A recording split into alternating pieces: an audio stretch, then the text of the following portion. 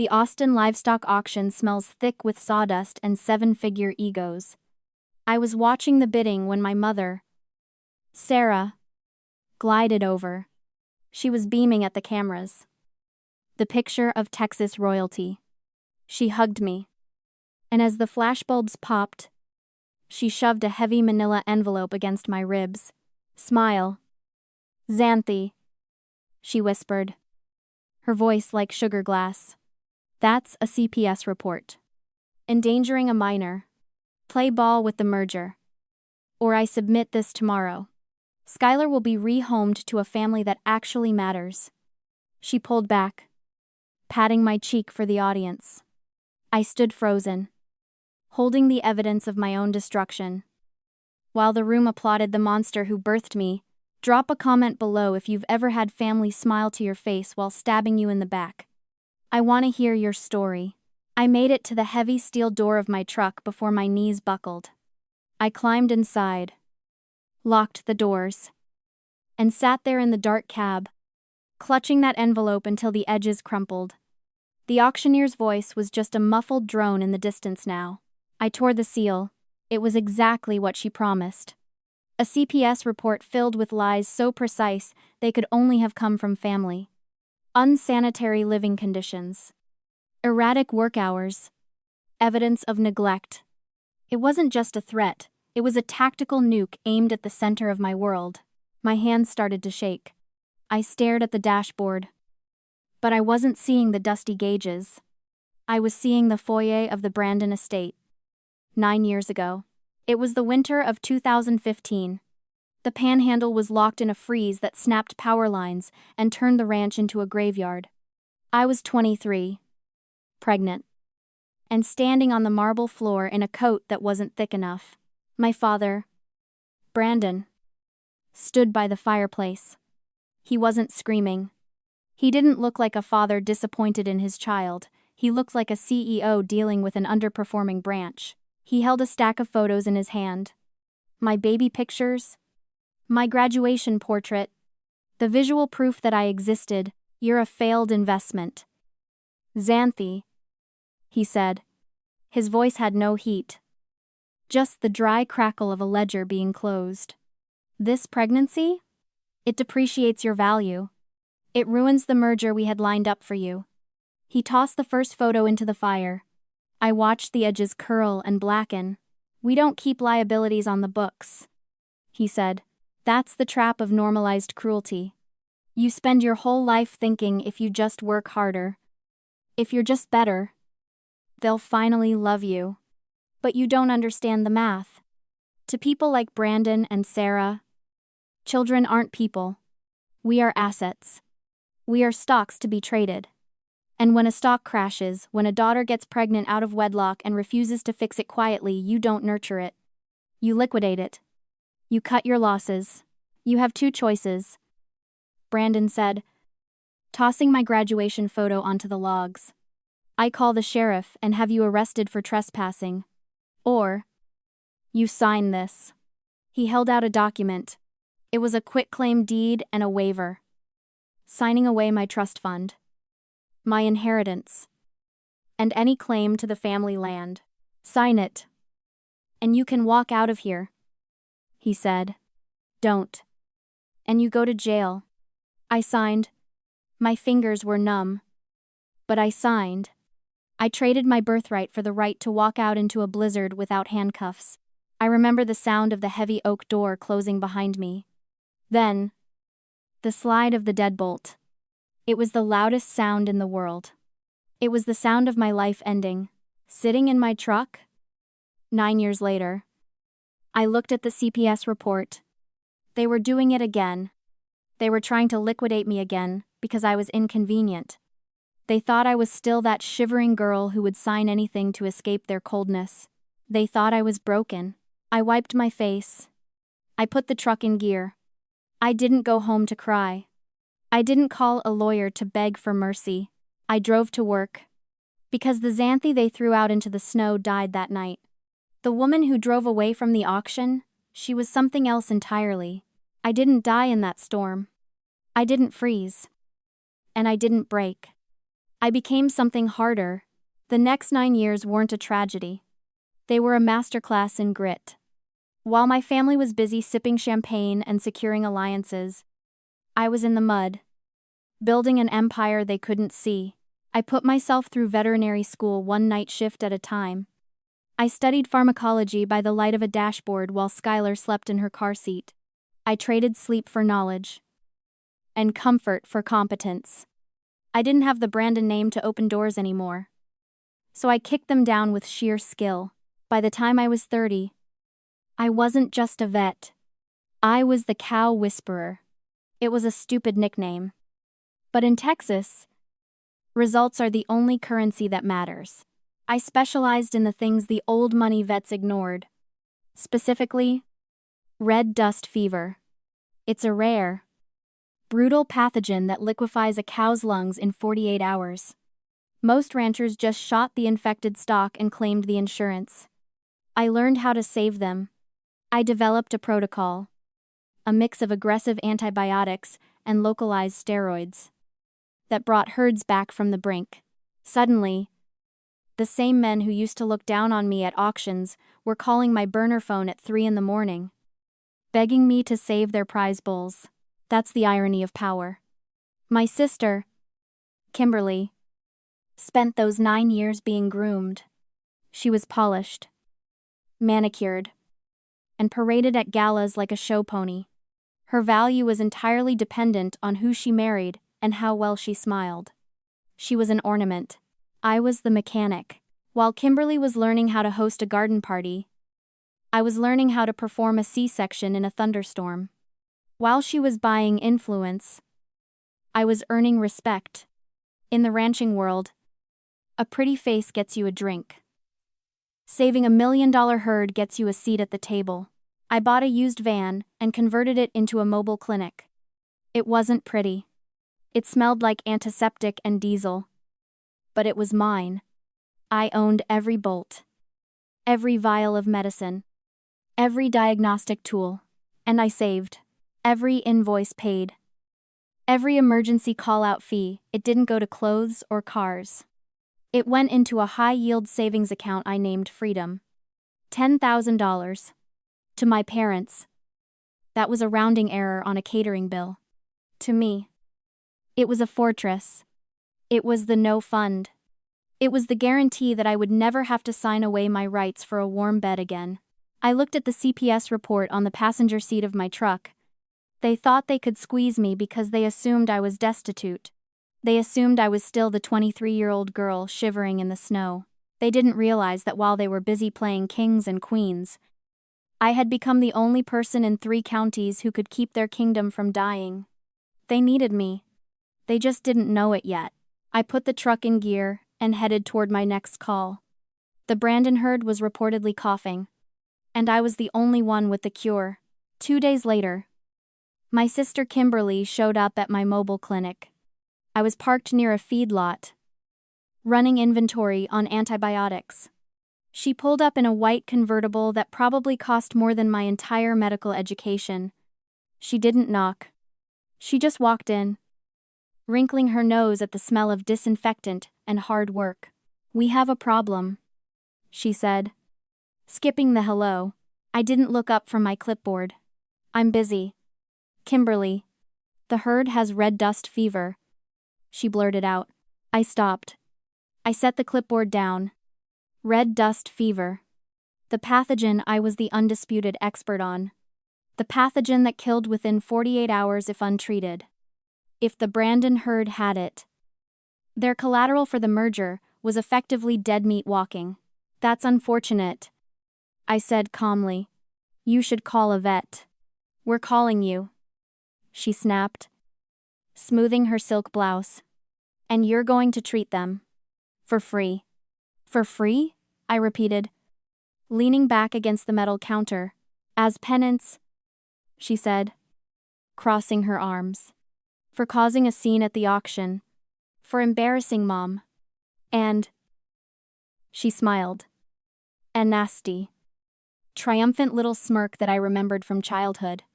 "If you do a good job, we might drop the CPS report." There it was. The arrogance. She admitted it. She stood there in my clinic, surrounded by the tools of my trade, and admitted the report was fake. It wasn't about Skylar's safety. It was just leverage. It was a tool to make the asset perform. You filed a false report to get free veterinary care? I asked, keeping my voice level, not just care. She said, examining her manicured nails. We need the herd healthy for the merger. The rival family, the one I'm marrying into, they require clean optics. Having a trashy, estranged sister is a liability. Xantha. But having a sister who saves the day? That looks good. That looks like family unity. She leaned in, her expensive perfume overpowering the antiseptic smell of my workspace. You save the cows. You save the merger.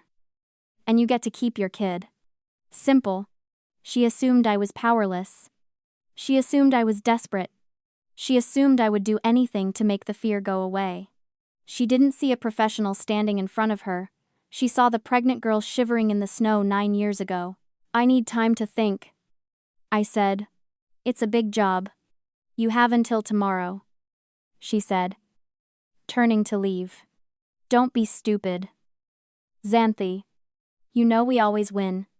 She walked out, leaving the door open. I watched her drive away, dust kicking up behind her expensive tires. She was right about one thing. They usually did win. But she was wrong about the most important part. I wasn't stupid. And I wasn't alone. I closed the clinic early. I didn't go home. Instead, I drove to a 24-hour diner on the edge of town. It was midnight. The neon sign was buzzing. And the coffee was stale. I sat in a booth in the back, waiting. 10 minutes later, the door opened. Julian walked in. To most people in the county, Julian was just a wealthy, eccentric rancher who kept to himself. To me, he was a mentor. He'd hired me when no one else would. He'd funded my research into red dust fever. He'd taught me how to read a contract and how to read a man. He sat down opposite me, looking tired but sharp. They cornered you, he said. It wasn't a question. They threatened Skylar, I said, and they want me to fix their herd. I slid my phone across the table. I pressed play. Kimberly's voice filled the booth, clear and undeniable. If you do a good job, we might drop the CPS report. You save the cows. You save the merger. And you get to keep your kid. I had recorded the entire conversation. Julian listened, his face hardening. He nodded once. Good. That's leverage. It's not enough, I said. They own the judges. They own the sheriff. A recording won't stop them. No. Julian agreed. But this might. He reached into his jacket and pulled out a thick document. He laid it on the table between us. It was old. The paper yellowed at the edges. You know my history. Xanthi, he said quietly. You know I was the black sheep before you were even born. I nodded. Everyone knew Julian had a falling out with his family decades ago. What you don't know, he continued, is that I am Brandon's brother. The world tilted. What? Half-brother, he corrected. Older. Erased from the family history because my mother wasn't suitable. When our father died, he left the estate to Brandon. He left the money to Brandon. But he had a guilty conscience. Xanthi. So he left something to me. Too. Something nobody thought was worth much back then. He tapped the document, the water rights. I stared at the paper. In Texas, land is power. But water is life. I own the water rights to the Brandon estate, Julian said. The aquifers. The streams. The irrigation channels. All of it. Brandon thinks they came with the land. He never checked the deed properly. He was too arrogant. He pushed the document toward me. I'm tired. Xanthi. I'm old. And I have no children. You're the closest thing I have to a daughter. I legally transferred these rights to you this morning. He pulled out a pen. You own the water now. You own the water that is keeping your parents' cows alive. I looked at him. Stunned. Why? Because, he said, a fierce glint in his eye. It's time. The scapegoats ran the farm. I took the pen. I signed. And just like that, the balance of power shifted. I wasn't just a vet anymore. I was the gatekeeper, but I wasn't done. I looked at Julian. There's one more thing. I need to know why the merger is so important to them. Why now? Julian smiled. A cold, dangerous smile. Because I did some digging. That merger isn't just a marriage. It's a bailout. Kimberly took a bribe. He slid a second piece of paper across the table. It was a bank transfer record. $2.5 million. Deposited into an offshore account in Kimberly's name. From the rival family. The memo line read, consulting fee. She sold them the distribution routes. Julian said. She sold her own family's business secrets to secure the marriage. And she used Skylar, the threat against your daughter, as the final piece to force you to fix the herd so the deal would go through. She had sold my daughter's safety for $2.5 million. Rage, cold and white-hot, flooded my veins. I looked at the recording on my phone. I looked at the water deed. I looked at the bribe receipt. The cattle baron's ball is tomorrow night. I said. Julian nodded. The whole county will be there. Brandon is announcing the merger on stage. Perfect. I said. I think I'll attend. The cattle baron's ball is the kind of event where the centerpieces cost more than a mid-size sedan. Crystal chandeliers dripped from the ceiling of the convention center. And the air was thick with the smell of prime rib and expensive perfume. Every rancher, politician, and oil tycoon in Texas was there. It was the perfect stage. I watched from the shadows of the wings as my parents took the podium. They looked magnificent. Brandon in a tuxedo that fit like armor. Sarah in a gown that shimmered like spilled oil. They held hands. They smiled. They looked like the royalty they believed they were. Family is the bedrock of this industry, Sarah said into the microphone, her voice trembling with practiced emotion. And tonight, we are so proud to announce not just a merger, but a reunion. We are welcoming our daughter, Xanthi, back into the fold to help steward this legacy. The crowd applauded. It was a beautiful lie. They were painting a picture of forgiveness, positioning me as the prodigal daughter returning to save the herd. Hiding the blackmail beneath a veneer of maternal love, I stepped into the light. The applause faltered, then died out as I walked across the stage. I wasn't wearing a gown. I was wearing my best blazer and boots that still had a speck of mud on the heel. I didn't look like a debutante.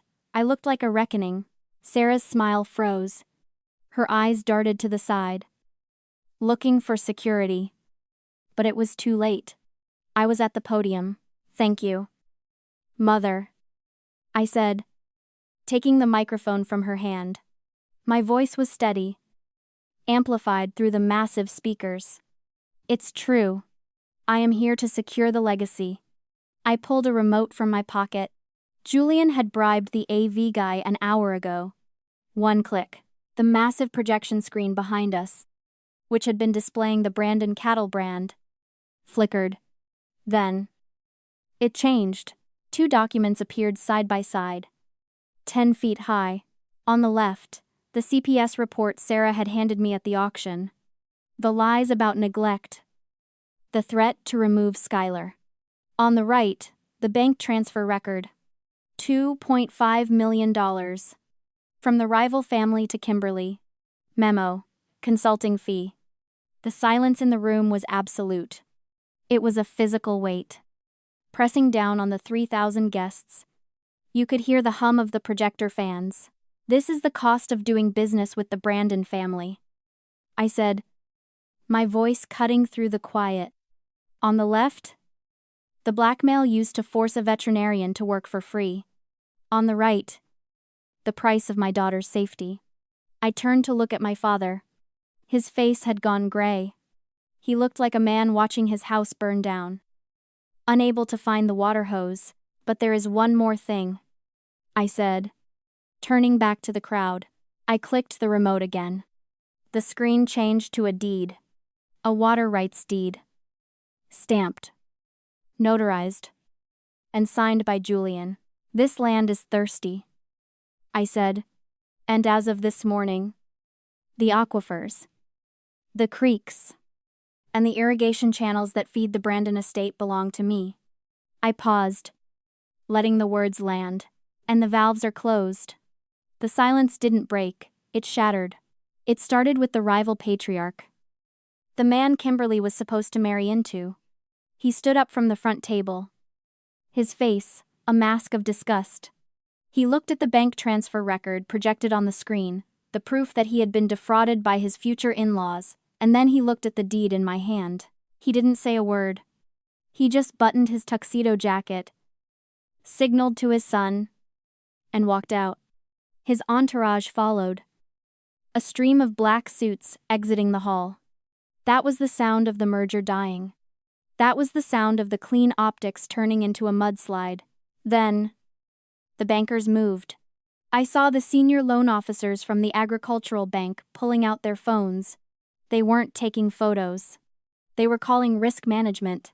The Brandon herd was leveraged to the hilt. It was the collateral for their entire lifestyle. And cattle without water aren't assets. They are liabilities that die in 3 days. I watched my father realize that his credit line was evaporating in real time. Sarah didn't take it as quietly. The mask of the benevolent matriarch cracked, then fell off completely. She let out a sound that wasn't a word, it was a shriek of pure, feral rage. "You ruin everything," she screamed, lunging across the stage. She forgot the cameras. She forgot the 3,000 witnesses. She forgot the dignity she prized above all else. She came at me with her nails bared, intent on tearing the deed from my hands. She never reached me. 2 security guards hired by the venue to protect the VIPs intercepted her. They held her back by her shimmering, expensive arms as she thrashed and cursed, spitting venom at her own daughter. I didn't flinch. I didn't step back. I just watched her. And in that moment, watching my mother struggle against the grip of a $20 an hour guard, I understood the illusion of power. We grow up looking at people like Brandon and Sarah, people with the right clothes, the right address, the right connections, and we see giants. We see fortresses that cannot be breached. We think their power is something innate, something written in their DNA, but it's a trick. It's a costume rented on credit. Their power isn't internal, it's entirely external. It is the land, the money, the water. They don't possess strength, they are just standing next to the tap. And the moment I turned that tap off, the moment the flow of resources stopped, they didn't have the character to remain standing. They didn't have the grit to pivot or the humility to negotiate. They deflated, without their props. They were just small, shouting people in expensive clothes, terrifyingly fragile and utterly hollow. The room was buzzing now, a hive of whispers and shock. Phones were recording. The reputation my father had spent 40 years polishing was being dismantled. Second by viral second. I looked at Brandon. He was slumped against the podium, watching his wife scream, watching his investors leave, watching his world end. He met my eyes. There was no arrogance left, just fear. I placed the microphone gently on the podium. It made a soft thud that echoed through the sound system. I turned my back on them. I walked down the stairs, through the parted crowd, and out the double doors. I didn't run. I didn't look back. I walked out into the cool night air, leaving them in the ruins they had built for themselves. The dust didn't settle overnight. It took a week. 3 days after the ball, my father and mother showed up at my mobile clinic.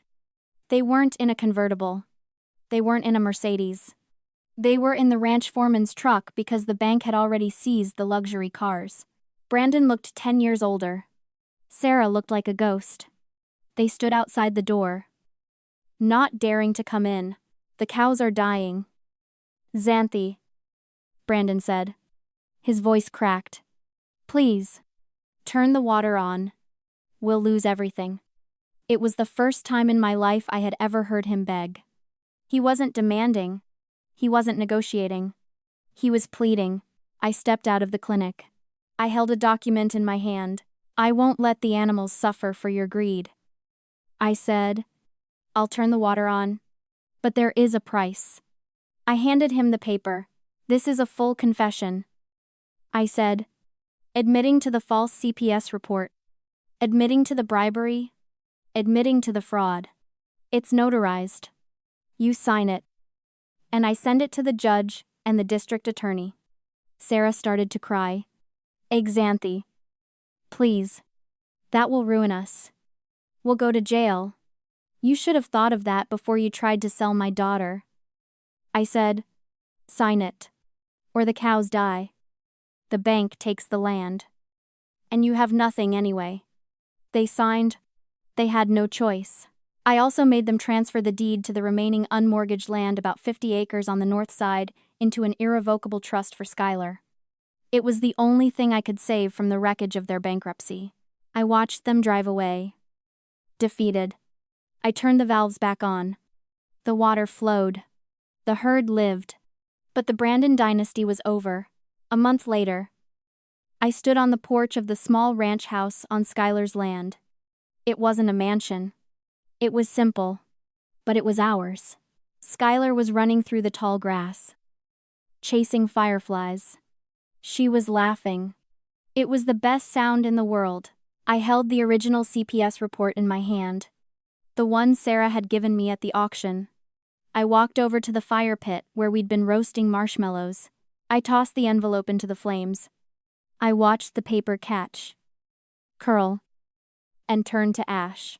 I know there are people out there right now who are holding on to family because they think they have to, because they share blood, because they're afraid of being alone. But here is the truth I learned in the snow and in the mud. You don't owe your loyalty to people who treat you like an option. You don't owe your peace to people who bring you war. Cutting them off isn't cruel. It's the kindest thing you can do for the child you used to be, and the person you are becoming. It's terrifying to walk away. It's terrifying to build a life from scratch. But look at me. Look at my daughter. We are happy. We are safe. And we are free. And that is a legacy worth fighting for.